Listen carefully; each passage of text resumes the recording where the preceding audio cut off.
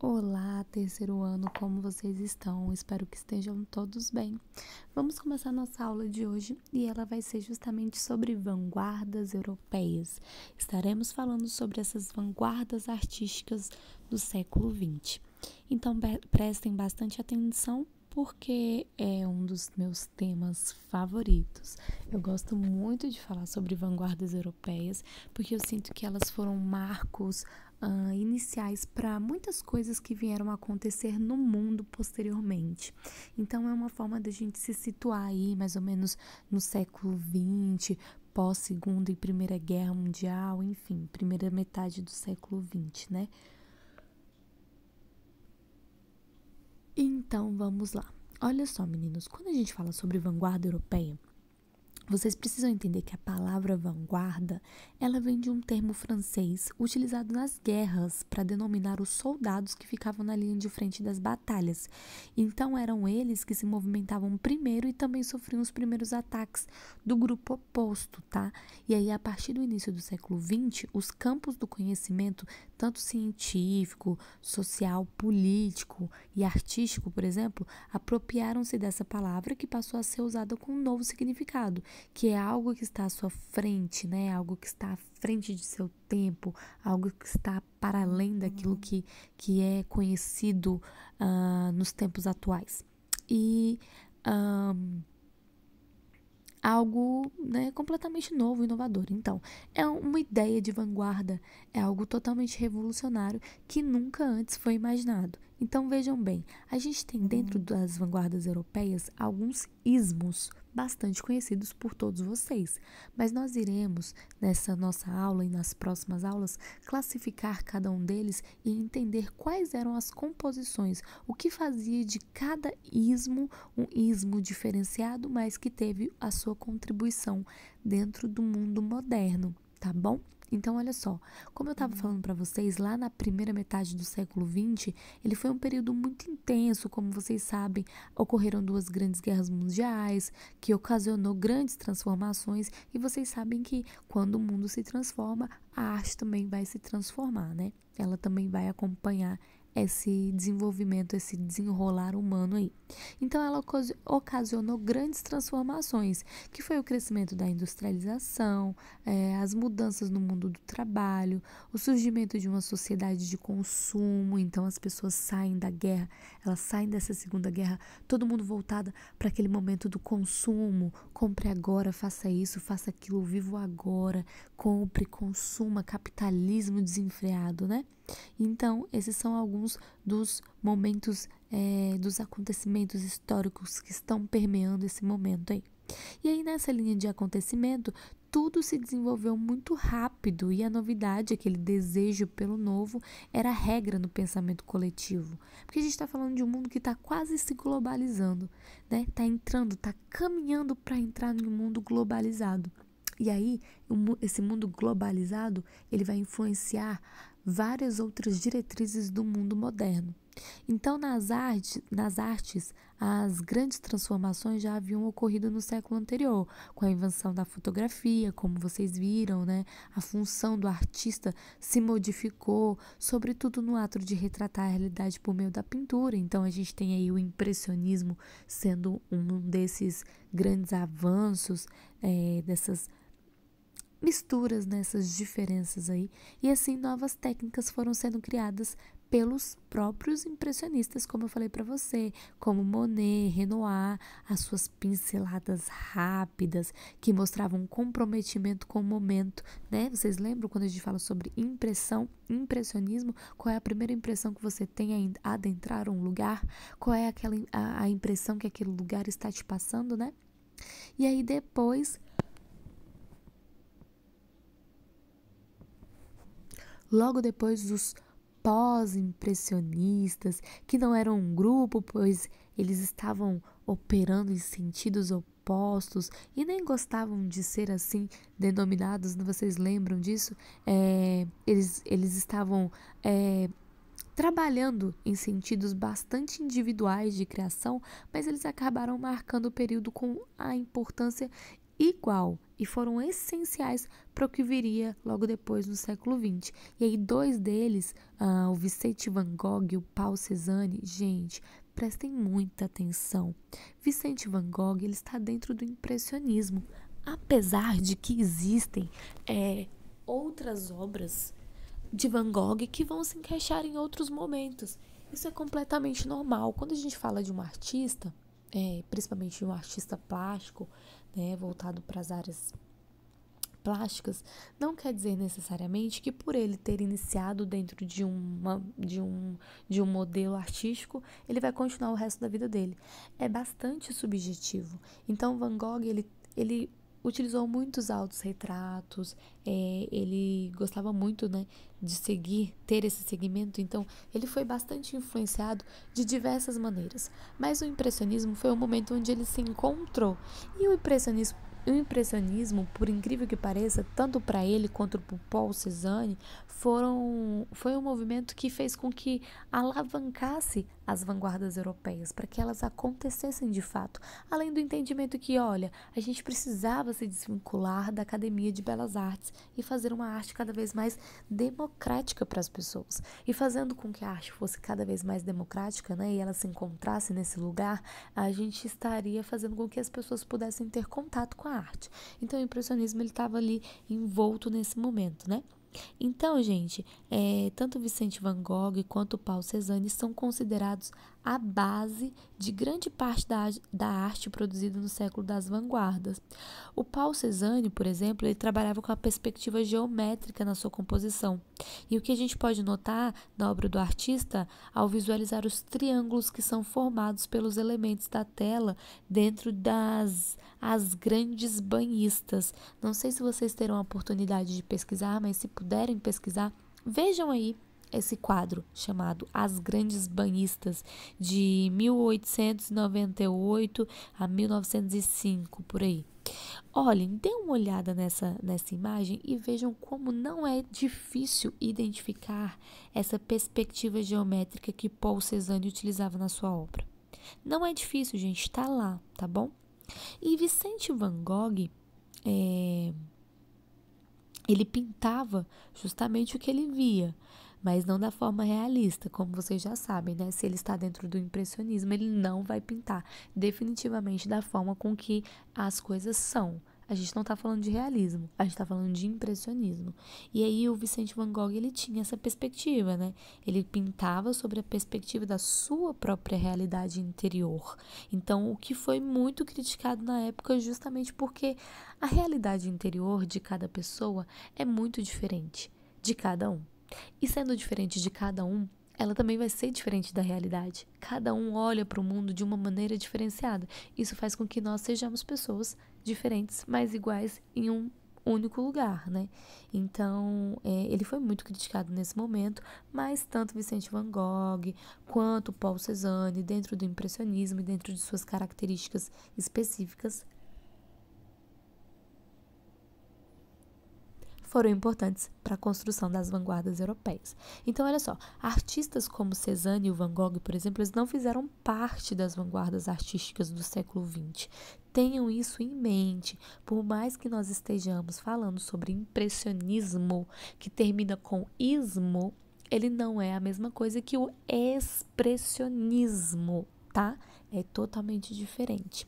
É importante destacar que eles foram grandes fontes inspiradoras para as vanguardas europeias, ou seja, as vanguardas europeias estavam ali bebendo dessa fonte, tá bom, gente? Olha só, eu separei para vocês hoje duas vanguardas artísticas que nós iremos falar. Na nossa próxima aula a gente fala de mais duas e na outra aula nós falamos de mais duas, porque aí a gente consegue focar exatamente nas características de cada uma delas. A primeira que eu escolhi para vocês foi justamente o fauvismo. Exatamente esse nome aí, gente, fauvismo. Olha só, Henri Matisse, que é justamente o autor desse quadro que vocês estão vendo aí chamado A Dança de 1910, Olhos sobre Tela, ele diz o seguinte: quando eu pinto uma paisagem de outono, eu não procuro me lembrar das cores da estação. Eu me inspiro principalmente na sensação que ela me traz. Olha só a inspiração vindo do impressionismo, sendo totalmente recorrente no fauvismo, gente. Ele busca a sensação que as coisas trazem para ele. Então vocês podem perceber que é justamente por esse motivo que eu não estou pintando utilizando todas as regras do realismo. Eu nem faço rostos muito bem identificados, eu nem coloco roupa nas pessoas, o chão, o céu, eles são bem delimitados, eu consigo perceber quando começa e onde acaba. E a gente sabe que a vida ela não é dessa maneira, né? A gente não consegue exatamente ter essa percepção. É totalmente diferenciado. Então você já pensou em pintar uma paisagem com as cores da sensação que ela te traz, em vez das cores com que você viu ou que você está acostumado a ver? Então, gente, esses novos elementos, como as árvores na cor de laranja e azul, podem surgir com essa forma de criar. E isso é errado? Quem vai dizer que isso é errado ou não, gente? Os críticos das primeiras exposições dos fauvismos achavam que era de fato algo totalmente errado, porque a gente está falando de pessoas, né, aqueles grandes intelectuais que acreditam que entendem sobre arte e podem sair dizendo o que é e o que não é. Então, olha só o que eles falaram, gente. Lá em Paris, no Salão de Outono de 1905, que foi uma exposição importante de artistas da época, as obras de uma sala causaram muitas críticas, justamente pelos fauvistas. Esses jovens artistas, eles expunham pinturas com cores vivas e vibrantes que não condiziam com a realidade visual do que retratavam, como vocês podem ver aí nessa imagem. A sala foi chamada de jaula de feras, que, querendo dizer que as obras expostas não poderiam ter sido feitas por humanos civilizados. Esses artistas, então, passaram a ser considerados como fauves, que em francês tem a ligação aí com justamente essa jaula de feras. É por isso que surge o nome de fauvismo, muito coincidentemente com o impressionismo, que recebe esse nome justamente por uma crítica, né? Então vejam só, os nomes eles vão sendo atrelados a partir das críticas que eles vão recebendo.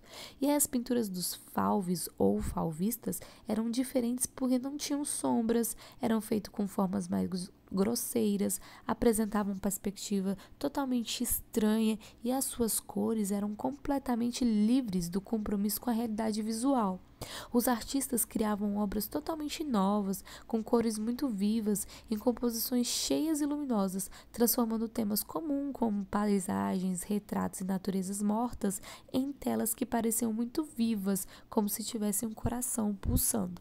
E um dos representantes do fauvismo, como eu já falei para vocês, foi justamente Henri Matisse, tá, gente? O pintor francês, conhecido como mestre da cor, que em sua obra A Dança, que é justamente essa que vocês estão vendo de 1910, a gente pode notar o espírito do artista fauve, embora a arte de Matisse, ao longo de toda a sua vida, ultrapassasse essa definição. E é muito para além disso, tá bom, gente?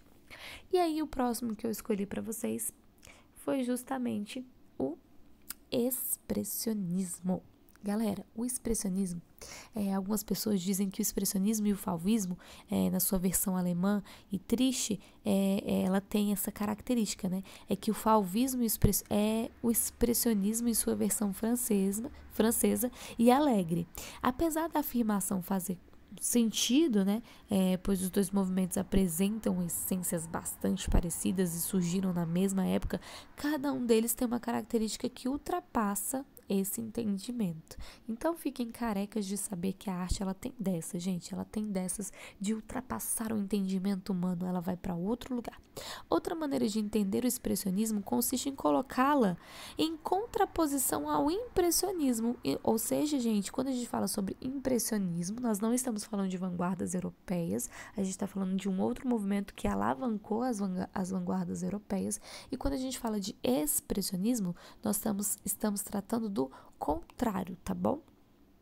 Então, o expressionismo, ele busca exprimir o que o artista vê no mundo à sua volta com as suas cores e suas luzes. Já o expressionismo, o impressionismo, ele busca, exprimir o que o artista vê no mundo e expressar da sua maneira.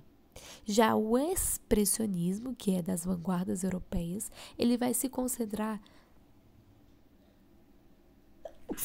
Eita, gente, parei para espirrar, peraí. O expressionismo, ele vai se concentrar justamente no mundo interior do artista. Então, ele vai manifestar plasticamente o que não se vê apenas com os olhos, mas principalmente com as suas emoções, tá bom? Então, olha só, quem é que tá gritando nessa imagem que vocês estão vendo aí do grito que foi feito por Edvard Munch em 1893, perdão. Quem é essa pessoa que está gritando na pintura, o grito que vocês conseguem observar? Será que é justamente essa pessoa que a gente está vendo no primeiro plano? Ao olhar essa figura de boca aberta e as mãos nas laterais da cabeça, a gente pensa que o grito de Edvard Munch é um grito humano, porém o próprio artista esclarece que o grito vem da natureza que o cerca.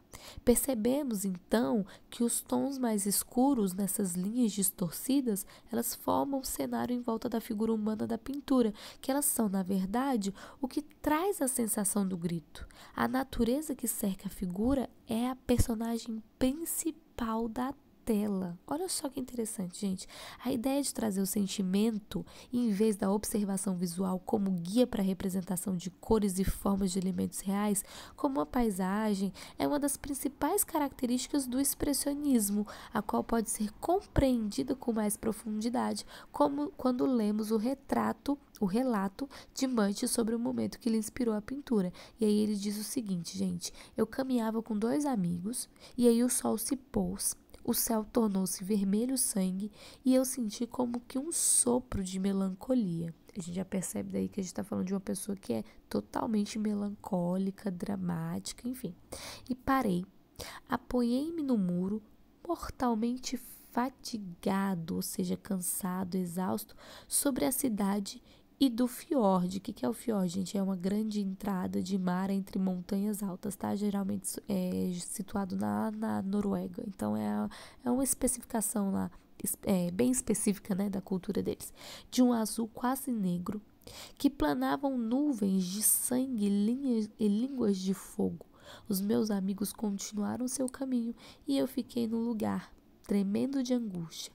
Parecia-me escutar o grito imenso, infinito da natureza. Olha só que coisinha mais linda, gente. Ele falando sobre o grito da natureza. Ele estava expressando aquilo que ele estava sentindo naquele momento. Então, o Munch passa, durante sua vida, né, por momentos de intenso desgaste emocional. Ai, meu Deus, ele é quase a Cíntia. Pois havia tido uma infância muito difícil e perdeu a mãe e a irmã muito cedo, né? Ele vivia doente, nunca teve apoio do pai, que era contra a carreira dele como pintor. E esse peso emocional de uma alma totalmente adoecida pelas circunstâncias da vida foi transmitido para a forma com que ele pintava a natureza nessa obra aí que vocês veem do grito. Nós também temos a Marcela, de Ernst Ludwig, que também é uma outra obra, né, do expressionismo, que mostra uma face do expressionismo que pode se assemelhar ao fauvismo. Então, vocês vão perceber como é que elas estão sempre se conectando. Em um primeiro, assim, nesse lugar do primeiro olhar, né? Mas é claro que a gente precisa observar primeiro. A gente consegue perceber que a aplicação das cores feita pelo artista Ernst, embora se pareça com a de Matisse na sua maneira de dar pinceladas, né, lá no fauvismo, ele traz a ideia de contração em vez de expansão, em vez de retração, em vez de brilho. Então, se vocês puderem pesquisar também a imagem dessa obra chamada Marcela, de Ernst Ludwig, vocês poderão ver e perceber como ele faz essa alusão ao fauvismo, mas ele possui suas características totalmente diferenciadas, tá bom, galera?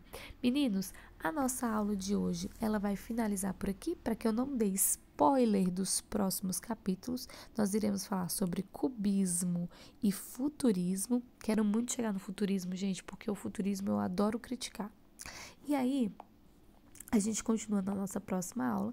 A aula de hoje foi uma introdução sobre as vanguardas europeias. É um conteúdo que vai estar no livro de vocês, no livro do segundo bimestre, então eu já quis dar uma pincelada aí sobre tudo que a gente vai ver, dar uma adiantada sobre as coisas que nós estaremos estudando no nosso próximo bimestre, e eu espero que vocês tenham gostado. Afinal de contas, esse é um dos temas que eu mais gosto de todos. Acho incrível, gente. Além disso, eu gostaria de dizer que fiquei muito feliz com a nota de vocês em relação ao teste que vocês fizeram, né? Todos foram muito bem, eu fiquei realmente impressionada. E espero que vocês tenham curtido a aula de hoje, tá bom, galera? Fiquem com Deus e até a próxima aula. Um beijo!